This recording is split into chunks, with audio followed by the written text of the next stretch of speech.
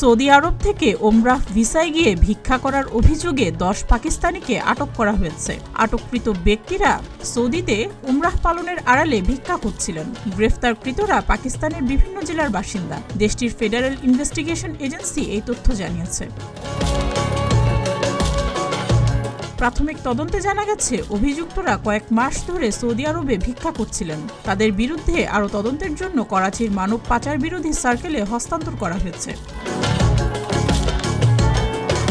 বিদেশে গিয়ে ভিক্ষাবৃত্তিতে জড়িত ব্যক্তিরা প্রকৃত উমরাহ ও হজ যাত্রীদের উপর নেতিবাচক প্রভাব ফেলছে বলে মনে করছে পাকিস্তান সরকার। 2023 সালে পাকিস্তানের স্বরাষ্ট্রমন্ত্রী মোহসিন নকভি জানান, যারা হজ বা উমরাহ ভিসায় গিয়ে ভিক্ষাবৃত্তিতে জড়িত হবে তাদের বিরুদ্ধে কঠোর ব্যবস্থা নেওয়া হবে। পাকিস্তানের ফেডারেল ইনভেস্টিগেশন এজেন্সি জানিয়েছে, বিমানবন্দরগুলিতে ইমিগ্রেশন কার্যক্রম কঠোরভাবে পর্যবেক্ষণ করা হচ্ছে। বিদেশগামী যাত্রীদের কড়া তল্লাশি করা হচ্ছে এবং যারা ভিক্ষাবৃত্তিতে জড়িত তাদের বিরুদ্ধে আইনগতভাবে ব্যবস্থা নেওয়া হচ্ছে। সৌদি আরবে পাকিস্তানের প্রবাসী কমিউনিটি বিশ্বের দ্বিতীয় বৃহত্তম, যেখানে প্রায় 25 লাখ পাকিস্তানি বসবাস করেন।